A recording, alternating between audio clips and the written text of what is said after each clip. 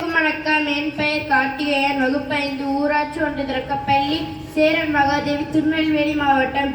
திருக்குறள். பண்புடையார் பட்டுண்டு உலகம் அது இன்றேல் மண்புக்கு மாய்வது மண். பொருள்: நற்பண்பு உடையவர் செய்யும் நல்ல செயல்களாலேயே இவ்வுலகம் இயங்குகிறது. இல்லையெனில் அது மண்ணோடு மண்ணாகி அழிந்துவிடும். நன்றி.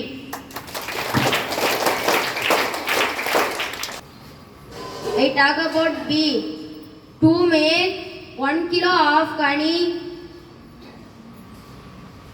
bees have